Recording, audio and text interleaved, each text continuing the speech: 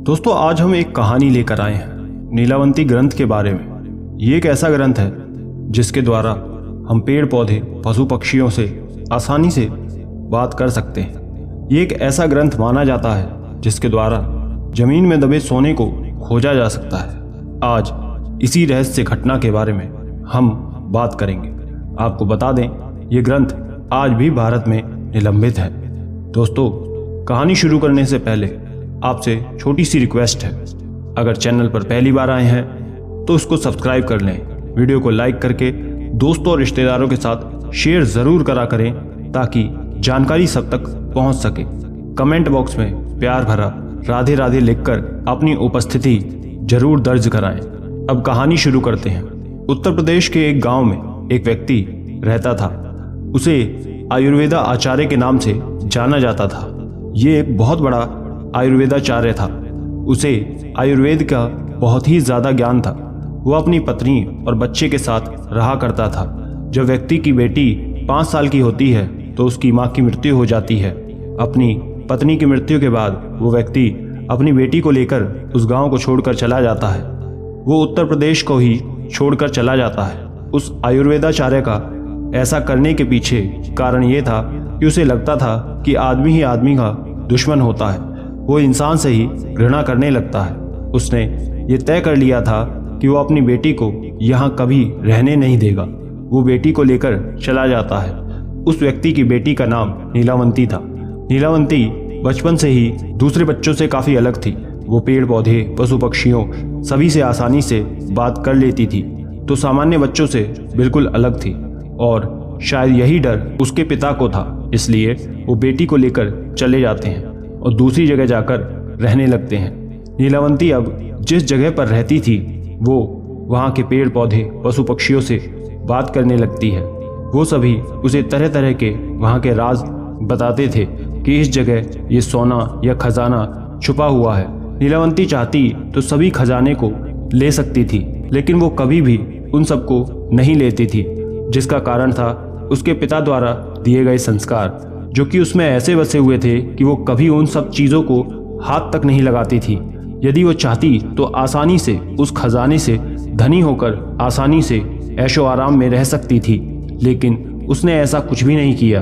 वो पिता द्वारा बताए गए हमेशा सही मार्ग पर चलती आई थी। नीलावंती ने पिता से ही आयुर्वेद का ज्ञान लेना शुरू कर दिया। धीरे धीरे वो पिता की तरह ही एक बहुत बड़ी आयुर्वेदाचार्य बन गई। लेकिन जैसे जैसे नीलावंती बड़ी हुई, उसके सपने में भूत प्रेत आने लगते हैं। वो उसे तरह तरह के खजाने के बारे में, उसके भविष्य के बारे में बताया करते थे। ये सारी बात वो अपने पिता को बताती, जिसे सुन वो स्वयं बहुत हैरान हो जाते, लेकिन कोई कुछ नहीं करता और उन सबको अनदेखा कर देते।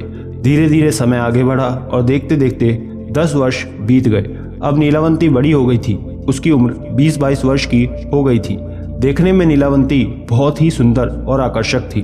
जो उसे देखता उस पर मोहित हो जाता। अब तक बचपन में नीलावंती जिन भूत प्रेतों को देखा करती थी, अब वो सीधा उसके सामने प्रत्यक्ष रूप से दिखाई देने लग गए थे। वो भूत प्रेत पिशाच उसके समक्ष उसे तरह तरह के रहस्य बताते, तंत्र मंत्र बताया करते थे। नीलावंती उन सब मंत्रों को पीपल के वृक्ष के पत्ते की एक किताब पर लिखती जा रही थी। साथ ही उसने ये सारी चीजें अपने पिता को भी बता दी थी।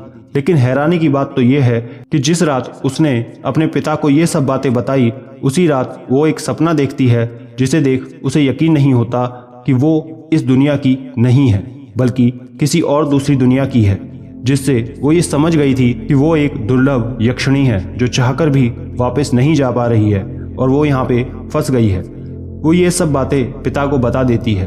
तब नीलावंती के पिता उसे कहते हैं कि यदि बेटी तुम इस दुनिया की नहीं हो और अपने संसार में वापस जाना चाहती हो तो तुम जा सकती हो। पिता के ये कहते ही वो जाने के लिए तैयार हो जाती है और रात के 12 बजे पिता से अंतिम बार मिल घर से निकल जाती है और जंगलों की तरफ बढ़ जाती है। वहाँ पहुँच वो पेड़ पौधे पशु पक्षियों से बात करने लगती है, क्योंकि उसमें ये खूबी पहले से ही थी। वो पेड़ पौधे पशु पक्षी भूत प्रेत सभी से मिलती, उनसे बातें करती। वो उसे सारे रहस्य बताते और नीलावंती उन सब तंत्र मंत्रों को, बातों बातों को उस पीपल के पेड़ के पत्तों की किताब में लिखती जा रही थी। उसमें उसके दूसरी दुनिया के जाने के भी कुछ रहस्य तंत्र मंत्र लिखे हुए थे। ये सब चलता जा रहा था। उसी में एक पिशाच रोज नीलावंती के पास आकर उसे कुछ ऐसे मंत्र विद्या देते जिसे सीखने के बाद उसने जब उनका उच्चारण करना शुरू किया तो उसमें कुछ ऐसी शक्तियां आ जाती हैं जिससे नीलावंती की आंखें बिल्ली जैसी हो जाती हैं और वो सब कुछ बिल्ली की नज़रों के अनुसार देखती। उसने ऐसे ऐसे मंत्र सीख लिए थे और उनका उच्चारण करने लगती है जिससे वो पानी पर चलने लगती थी, जमीन में गड़े हुए सोने को निकाल लेती थी, उसके भीतर दिव्य खूबियाँ शक्तियाँ आने लगी थी, वो बहुत ही शक्तिशाली हो गई थी। इसके साथ ही नीलावंती ने एक एक मंत्र और शक्तियों के बारे में उस किताब में लिखा था, जिस वजह से वो किताब भी बहुत सिद्धियों से भर गई थी। कुछ समय बाद उसे एक और पिशाच मिलता है और आकर नीलावंती से कहता है कि यदि तुम दूसरी दुनिया में जाना चाहती हो तो उसके लिए तुम्हें आहुतियां देनी होगी, पशु पक्षियों की बलि देनी होगी, साथ ही अपना रक्त भी बहाना होगा, उसकी भी बलि देनी होगी। नीलावंती इस पिशाच के कहे अनुसार करने लगती है। वो इन सब की बलि देती है, लेकिन तभी उसे एक और आत्मा आकर मिलती है। अब यदि बुरी आत्मा है तो अच्छी आत्मा भी होगी। अब की नीलावंती एक अच्छी आत्मा से मिलती है। वो उसे यूं बलि चढ़ाते देख उसके सामने एक पक्षी का रूप धारण करके आती है और कहती है कि देख नीलावंती, यदि तू अपनी दुनिया में जाना चाहती है तो उसका मार्ग मैं तुझे दिखाऊंगी। वो एक अच्छी आत्मा थी। वो उससे कहती है कि यहाँ से 35 मील दूर पश्चिम दिशा की तरफ एक गांव है। उस गांव में बरगद का पेड़ है।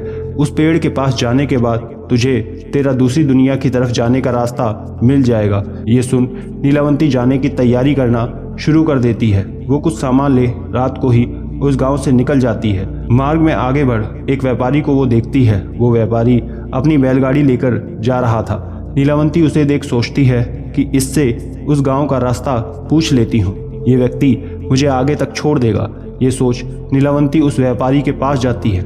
नीलावंती को देखते ही व्यापारी उसकी खूबसूरती पर मोहित हो जाता है। वो उसे देखकर कहता है कि मैं तुम्हें उस गांव की तरफ ले जाऊंगा, लेकिन मेरी एक शर्त है। नीलावंती पूछती है कि कैसी शर्त? तब वो व्यापारी उससे कहता है कि तुम्हें मुझसे विवाह करना होगा। ये सुन नीलावंती कहती है कि इतनी छोटी सी शर्त? ठीक है, मैं तुमसे विवाह करूंगी, लेकिन साथ में मेरी भी एक शर्त है। ये सुन व्यक्ति पूछता है कि कैसी शर्त? ये सुन नीलावंती कहती है कि पूरे दिन मैं तुम्हारे साथ रहूंगी, लेकिन रात में मैं कहाँ जाती हूँ, क्या करती हूँ, तुम उसके बारे में नहीं पूछोगे, ना ही मेरे पीछे आओगे।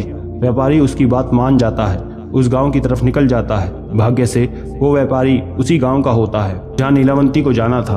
वो दोनों उस गांव में पहुंचते हैं। नीलावंती बहुत खुश होती है और दोनों शादी कर लेते हैं। सब कुछ सही तरह से चल रहा था। नीलावंती रोज रात में उस बरगद के पेड़ के पास जाती, पशु पक्षियों की बलि देती, उनसे बातें करती, अपने उस किताब में सारे तंत्र मंत्र विद्या लिखने लगती है। उसने उस किताब में सब कुछ लिख रखा था। एक रात नीलावंती उस बरगद के पेड़ के नीचे बैठ एक पक्षी की बलि चढ़ा रही होती है। तभी वहां से गांव के कुछ लोग लौटते समय उसे देख लेते हैं और देखकर बहुत डर जाते हैं और कहते हैं ये तो उसी व्यापारी की पत्नी है, और तुरंत उस व्यापारी के पास जाकर उसे वो सारी बात बता देते हैं कि तेरी पत्नी एक पक्षी की बलि चढ़ा रही थी, वो एक चुड़ैल है, तुम्हें जान से मार देगी। व्यापारी इन सब बातों से अनजान था कि नीलावंती एक यक्षिणी है। उसे अब तक यही लग रहा था कि नीलावंती रात में अपने परिजनों के पास जाती होगी। ये सब सुन वो स्वयं हैरान हो जाता है। अगले दिन वो नीलावंती के पीछे जाने का तय करता है। रात में जब नीलावंती पुनः उस बरगद के पेड़ के पास पहुंचती है और पशु पक्षियों की बलि चढ़ाती है तो पीछे से उसका पति वहां पहुंच जाता है और उसे यूं बलि चढ़ाते देख बहुत हैरान हो जाता है। वो बहुत डर जाता है और तुरंत घर वापस लौट जाता है। वो सोचता है कि अगले दिन उससे बात करेगा, लेकिन वो भीतर से इतना डरा होता है, वो ये सोचता है कि वो तो एक प्रेत आत्मा है, उसे ही कहीं मार ना दे। यही सोच वो कुछ नहीं कहता। अगले दिन नीलावंती दोपहर के समय सो रही होती है। तभी उसे एक सपना आता है जिसमें एक पिशाच लोमड़ी का भेष धारण करके आता है और नीलावंती से कहता है कि देखो नीलावंती, आज तुम्हें तुम्हारी दुनिया में जाने का एक मौका मिलेगा। रोज तुम जिस बरगद के पेड़ के नीचे बलि देती हो उसके नीचे एक नदी बहती है। आज तुम्हें उस नदी के पास जाना है। वहाँ एक लाश तैर रही होगी। उस लाश के गले में एक ताबीज होगा। वो ताबीज निकाल कर तुम्हें लेना है। उस नदी में एक नाव वाला जो तुम्हें मिलेगा, वो ताबीज तुम उसे दे देना और उसमें बैठ जाना। वो नाविक तुम्हें उस गांव में बैठा उस दूसरी दुनिया के द्वार की तरफ ले जाएगा।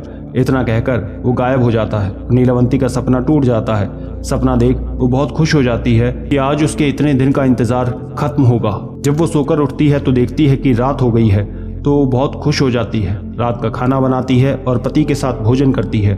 और रात में जाते समय पति से कहती है कि मौका मिला तो फिर मिलेंगे। ये सुन पति कुछ नहीं कहता, वो केवल सिर हिला देता है। नीलावंती घर से निकल उस बरगद के पेड़ के नीचे पहुंच जाती है और वहां जाकर तंत्र की आहुतियां, रक्त की आहुतियां देने लगती है और इंतजार करने लगती है कि वो लाश कब आएगी, और साथ ही किताब में वो मंत्र लिखती रहती है। तभी वो लाश बाहर आ जाती है। लाश को देख वो उस ताबीज़ को खोलने लगती है, लेकिन वो इस तरह बंधा होता है कि खुलता नहीं। जैसे तैसे वो एक गांठ तो खोल लेती है, लेकिन दूसरी गांठ उससे नहीं खुलती। वो फिर उसे मुंह से खोलने का प्रयास करती है। तभी पीछे से गांव वाले आ जाते हैं और नीलावंती को देखते हैं। उसे यूं गांठ खोलते देख पीछे से वो सोचते हैं कि वो लाश खा रही है और वो एक नर यक्षिणी है। गांव वालों का क्रोध बढ़ जाता है। वो उसे मारने के लिए जैसे आगे बढ़ते हैं, तभी उसका पति वहां आ जाता है और कहता है कि देख नीलावंती, मैं तेरी सच्चाई जान गया हूँ। तू एक यक्षिणी है, चुड़ैल है। ला ये ताबीज़ मुझे दे दे। वो उस ताबीज़ की छीना झपटी करने लगता है और तभी वो अपने असली रूप में आ जाता है। दरअसल वो नीलावंती का पति था, वो एक पिशाच था। वो एक खूंखार पिशाच था और अपने असली रूप में आकर दोनों लड़ने लगते हैं। उनकी लड़ाई बहुत भयंकर हो जाती है। ये सब देख गांव वाले क्रोध से भर जाते हैं और कहते हैं इन दोनों को ही मार देना चाहिए।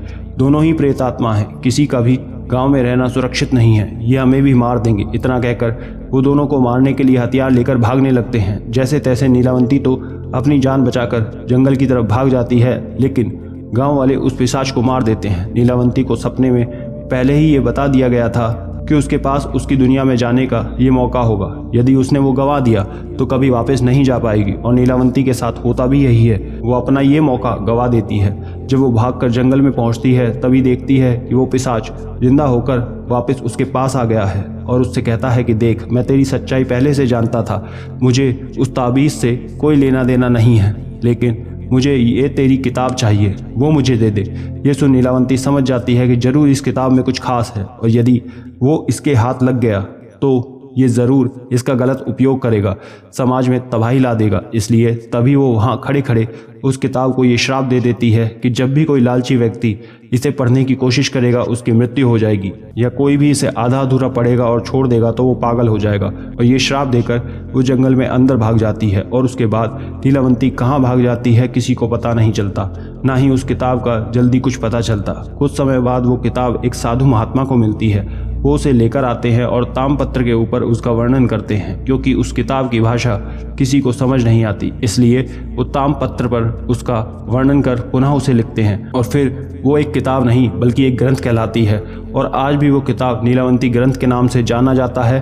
और उन साधु बाबा को उसे पढ़ने के बाद इसलिए कुछ नहीं होता क्योंकि उनके मन में किसी भी तरह की ना तो चोरी थी ना ही लालच, इसलिए वो ठीक रहे। लेकिन वो साधु महात्मा जानते थे कि यदि ये किताब किसी सामान्य इंसान के हाथ लगी तो उसका दुरुपयोग जरूर होगा, क्योंकि उनके मन में कहीं ना कहीं खोट रहता है और उसने अगर पढ़ा तो मर जाएगा। इसलिए आज भी भारत में और अन्य कई जगह पर यह ग्रंथ पर रोक और पाबंदी है। आशा करते हैं दोस्तों ये जानकारी आपको समझ आई होगी। वीडियो अच्छी लगी तो लाइक करिएगा, चैनल को सब्सक्राइब करिएगा और दोस्तों रिश्तेदारों के साथ शेयर जरूर करिएगा। राधे राधे।